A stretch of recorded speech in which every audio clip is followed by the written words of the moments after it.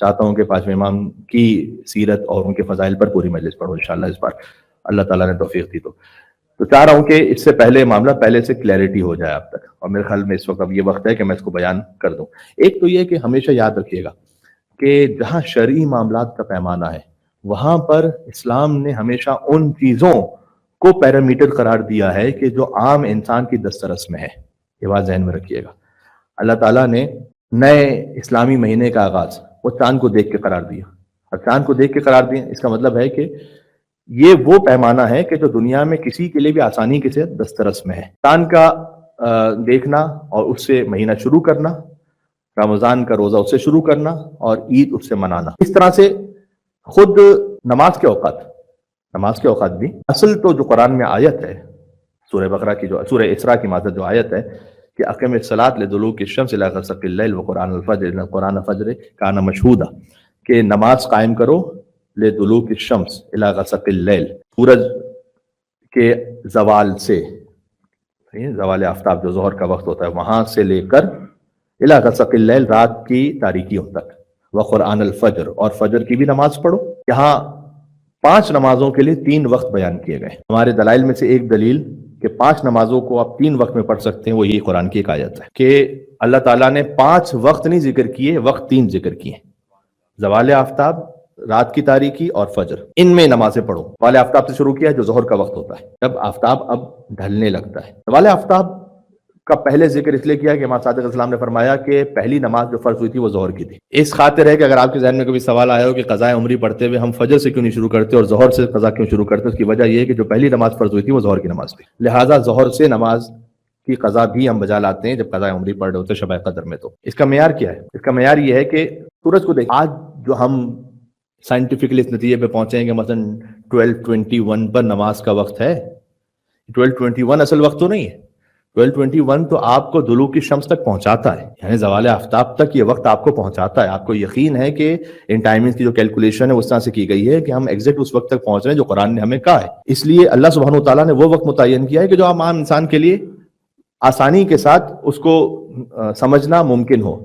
آپ کہیں گے مطلب یہ کیسے ممکن ہے؟ زوال آفتاب شروع ہوتا ہے تو ہمیں تو کچھ سمجھ میں نہیں آتا۔ ہمیں اس لیے سمجھ میں نہیں آتا اس وقت کہ ہم عادی ہو چکے ہیں اپنی رسٹ واچ کو دیکھ کر نماز پڑھنے کے۔ آج سے زیادہ پہلے بھی نہیں، 50 سال پہلے چلے جائیے، 100 سال پہلے کے جو بزرگ ہیں ان کے بارے میں جو بیان کیا جاتا ہے کہ وہ آسمان کو دیکھ کے بتا دیتے تھے آرام سے، لیکن ان کی عادت میں یہ تھا، انہوں نے اس کے لیے کوئی اور اہتمام بھی کیا ہوا تھا، وہی اہتمام کہ جو مسجد کوفہ میں جس کی ایک مثال موجود ہے کہ جو ایک پلر موجود ہے وہاں، تو وہاں پوچھا جاتا ہے کہ یہ پلر کس لیے؟ نماز کا وقت متعین کرنے کے لیے۔ تو جو پلر تھا جب اس کا سایہ ختم ہو جاتا تھا اور جیسے ہی پڑھنا شروع ہوتا تھا وہ زوال آفتاب، تو وہاں کوئی کلاک تو نہیں تھی، لیکن ایک عام طریقے سے مثلا ایک لکڑی بھی آپ فکس کر دیجیے تو آپ اسے بتا سکتے ہیں کہ زوال آفتاب کب شروع ہوا۔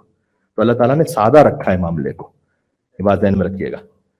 ان قرآن الفجر کانا مشہودا، فرمایا کہ یہی فجر کا جو وقت ہوتا ہے خاص، اس کا ترجمہ جناب شیخ التفسیر اکرام اللہ لاہوری صاحب ان کا میں دیکھ رہا تھا، اگرچہ کہ الحمدللہ مجھے ترجمہ دیکھنے کی ویسے ضرورت محسوس ہوتی نہیں ہے، لیکن یہ کہ میں نے کہا کہ سوچ دیکھ لوں، اس میں انہوں نے ترجمہ یہ کیا تھا کہ نماز پڑھو زوال آفتاب سے لے کر رات کی تاریکی تک، اور فجر کی نماز ان قرآن الفجر کانا مشہودا، اس لیے کہ فجر کی نماز میں مجمع زیادہ ہوتا ہے، تاکہ دیکھ لیجیے گا آن لائن اویلیبل ہے یہ مشہودا سے، انہوں نے جس کو دیکھنے والے ہوتے ہیں فجر کی نماز۔ در حقیقت یہ مشہودا اصل میں ہے فرشتے گواہ ہوتے ہیں فجر کی نماز پر، اس لیے روایت میں ہے کہ جو اول وقت فجر کی نماز پڑھے تو رات کے فرشتے جا رہے ہوتے ہیں، دن کے فرشتے آ رہے ہوتے ہیں، تو 2 فجر پڑھنے کا ثواب ملتا ہے اول وقت فجر پڑھنے والے کو۔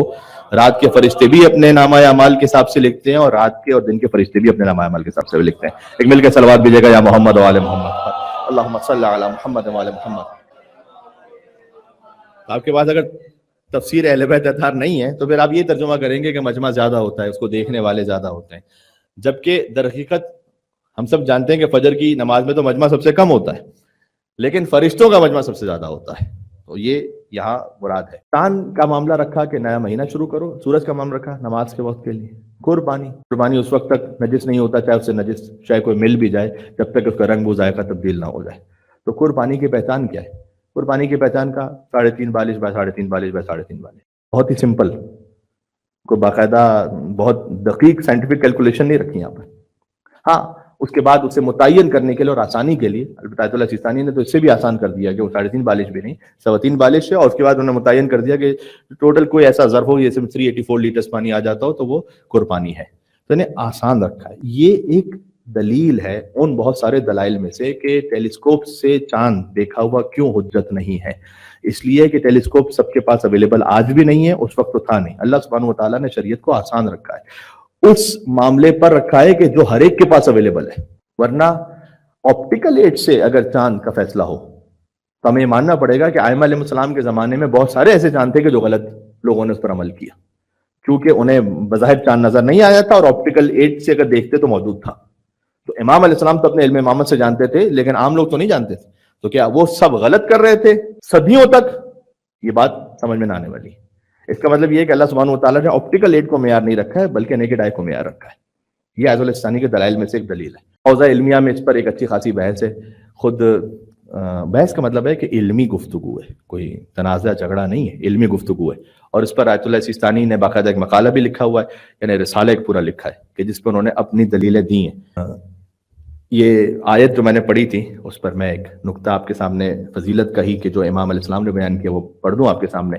کہ سورہ بقرہ میں اللہ سبحانہ تعالیٰ نے فرمایا کہ یسألونک عن الاہلہ، یہ سوال کرتے ہیں چاند کی مختلف کیفیتوں کے بارے میں. اہلہ ہلال کی جمع ہے. یہ ہلال کی کیفیتوں کے بارے میں سوال کرتے ہیں. قل ہی مواقیت للناس والحج، اے رسول آپ کہہ دیجئے کہ یہ انسانوں کے وقت دیکھنے اور حج کو متعین کرنے کا ایک طریقہ ہے. اللہ تعالیٰ نے چاند کو رکھا ہے اس آسانی کے لیے.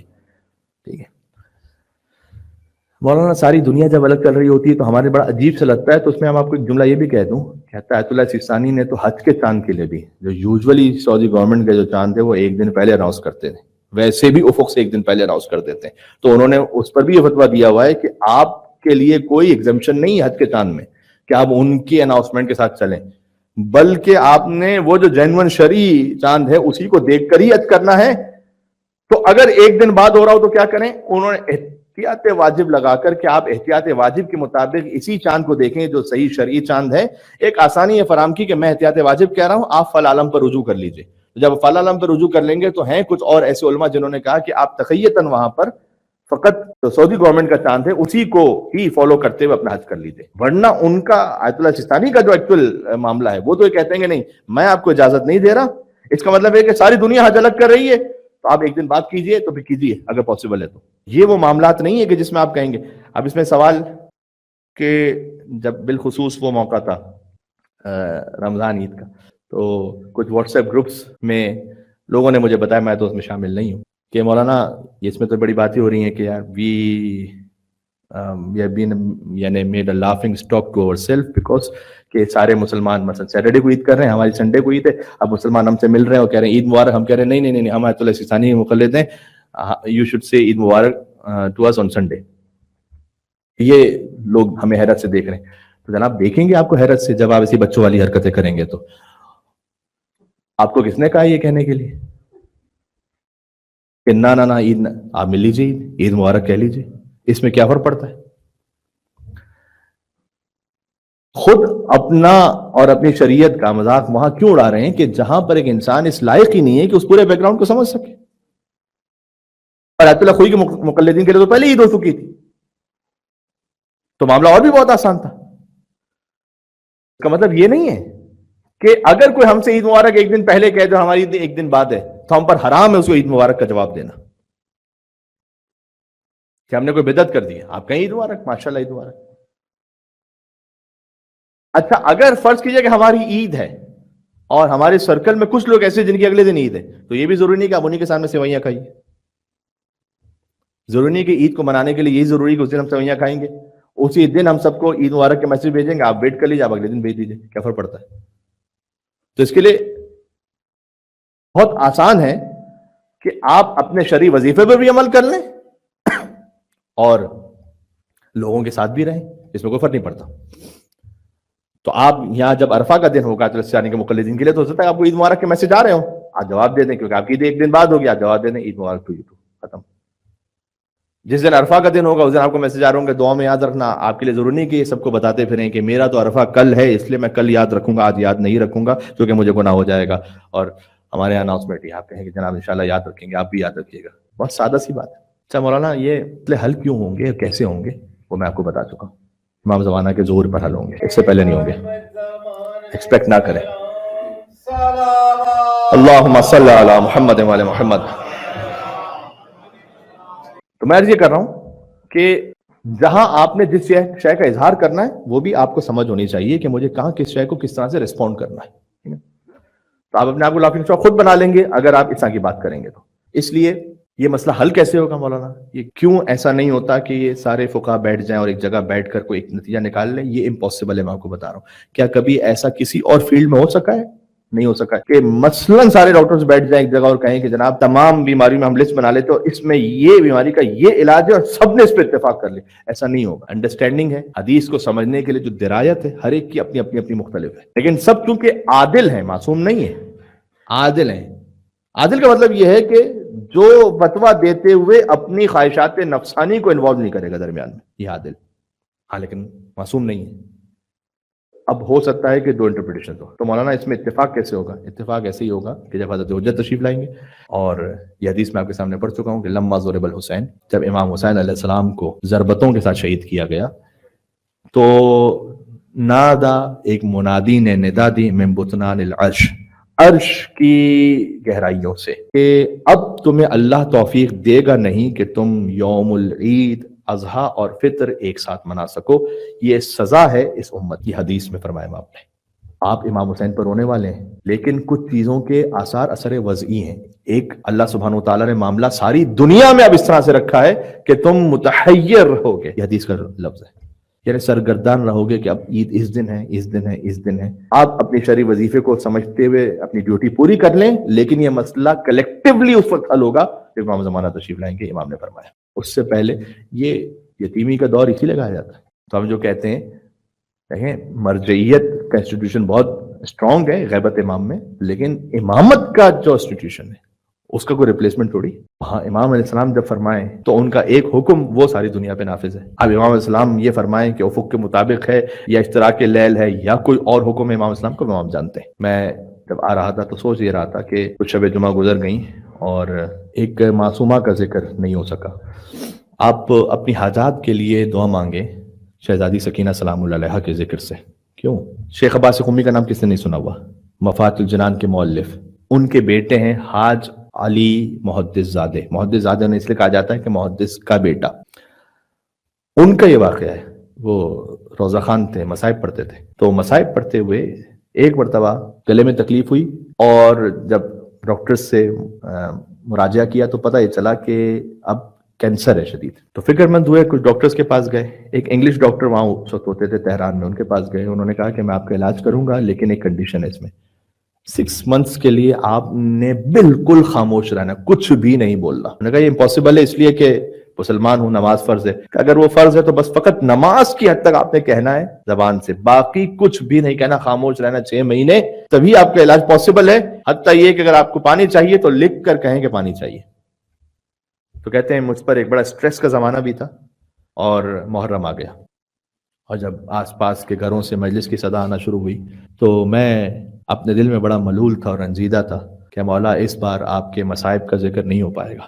تو گھر کے کونے میں کہیں بیٹھ کر روتا رہتا تھا، کہہ نہیں پاتا تھا کچھ۔ ایک رات سویا تو خود حاج علی محدث زادے بیان کرتے ہیں کہ میں نے خواب میں رسول اللہ کو دیکھا، ساتھ میں اب عبداللہ حسین تشریف لائے، مجھ سے کہا کہ اٹھو اور تمہارے ساتھ والے حجرے میں سید مصطفیٰ موجود ہیں، سید مصطفیٰ ان کی بیٹی کے شوہر ہیں، اس سے جا کے کہو کہ رسول اللہ فرما رہے ہیں کہ میری بیٹی سکینہ کے مصائب پڑھو۔ کہتے ہیں میں عالم خواب ہی میں اٹھا، ان کے پاس گیا، میں نے کہا سید مصطفیٰ، رسول اللہ یہ کہہ رہے ہیں کہ تم شہزادی سکینہ سلام اللہ علیہ کے مصائب پڑھو۔ تو ان پر ایسی ہیبت طاری تھی سید مصطفیٰ پر کہ میں امام حسین کے سامنے ان کی بیٹی کے مصائب کا ذکر کروں، یہ کیسے ممکن ہے؟ تو کہتے ہیں کہ لرز رہا تھا، تو رسول اللہ نے مجھ سے کہا کہ تم پڑھو۔ تو میں نے ایک مشہور مرثیہ جو ایران میں پڑھا جاتا ہے وہ پڑھا، اس کا ترجمہ یہ ہے کہ شہزادی جب آپ کو تماچا مارا گیا تو آپ کا چہرہ چھوٹا تھا اور ظالم کا ہاتھ بڑا تھا۔ اللہ اکبر، اللہ اکبر، آپ کا چہرہ چھوٹا تھا، ظالم کا ہاتھ بڑا تھا۔ ان کا بیان ہے کہ جیسے رسول اللہ نے یہ مصرع سنا مرثیے کا، وہی غش کھا کر بے ہوش ہو گئے رسول اللہ صلی اللہ علیہ وسلم۔ غش کھا گئے شہزادی سکینہ سلام اللہ علیہا کے مصائب پر۔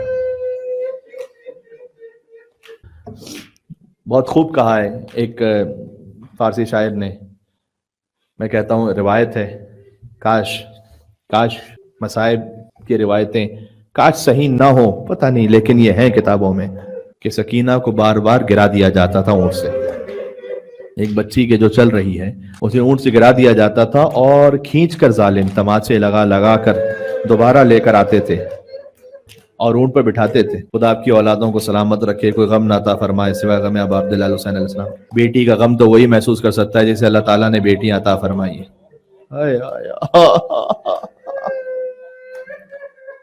ایک فارسی شاعر نے پورا مرثیہ اس بات پر کہا کہ اس نے لکھا، زبان حال ہے کہ بیٹی بابا سے فریاد کر رہی ہے کہ بابا جب مجھے تماچا لگا، بابا تو کجا بودی ازما تو جدا بودی، بابا آپ کہاں تھے، بابا مجھ سے تو جدا تھے، بابا آپ کہاں تھے، مجھ سے تو جدا تھے۔ پھر اگلا مصرع یہ لکھا، میں اس کا جواب بھی آپ کو سناتا ہوں۔ اگلا مصرع یہ لکھا کہ بابا مجھے ظالم نے دھکے دے کر اونٹ سے گرا دیا زمین پر، بابا تو کجا بودی ازما تو جدا بودی، کہ امام حسین علیہ السلام کی صدا آئی کہ بیٹی جب آپ کو تماچے لگ رہے تھے تو در تشت طلا بودم مشغول دعا بودم، اے بیٹی میں اس تشت میں میرا سر رکھا ہوا تھا کہ جب یزید اپنے ہاتھوں میں جو چھڑی تھی اس سے میرے لبوں پر تازیانے مار رہا تھا، بیٹی میں آپ سے جدا نہیں تھا اس لیے کہ مشغول دعا بودم، بیٹی میں دعا کر رہا